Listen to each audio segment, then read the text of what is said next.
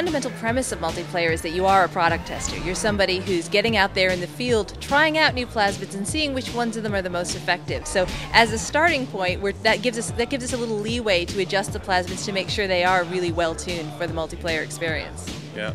So obviously the way those elements need to work in a multiplayer and how they need to be balanced is really important to us. So it's not a progression system where you get a plasmid and it's better than all the other options, right? Everything needs to be balanced right off the bat. So that's really important, and we make sure we really concentrate on that. I think it's fair to say, for those who've played Bioshock 1, that the elements that you see maybe in the other splicers in Bioshock 1, if you think about those elements, maybe you can expect to see some of that kind of stuff in the multiplayer of Bioshock 2.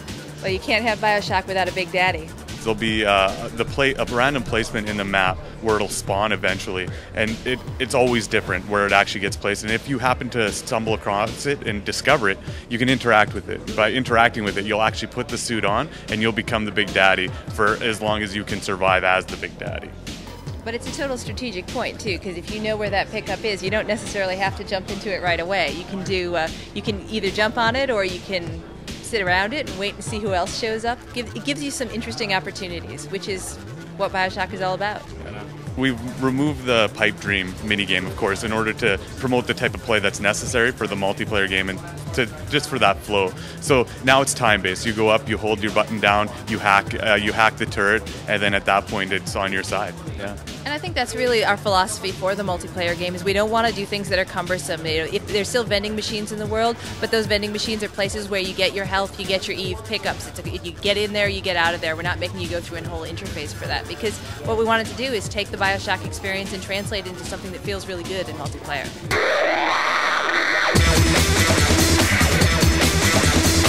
Well, we know that in Bioshock 1, the player walks in basically the moment after the New Year's Day 1959 or New Year's Eve 1959. There was this giant party, a statue got blown up, and all sorts of bad stuff was going down. The multiplayer game actually takes place starting a year before that, so you get to participate in the events that take place before the Civil War and during the Civil War that sort of led to Rapture going to hell a little bit. The Civil War just kind of made a lot of sense for the multiplayer experience to take place, only because it really works well for team-based play. So it was kind of perfect opportunity to take advantage of that.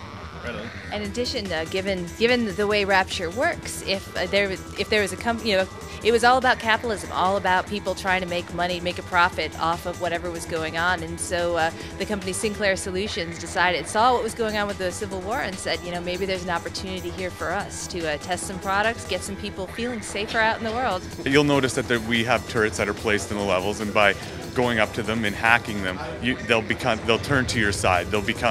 They'll belong to you, and at that point they'll assist you in the actions that happen around them in that little bit of territory.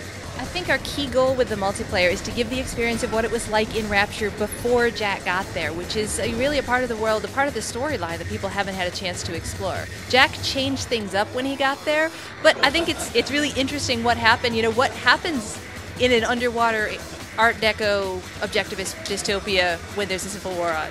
Bioshock 2 is coming out on November 3rd for 360, PS3, and PC.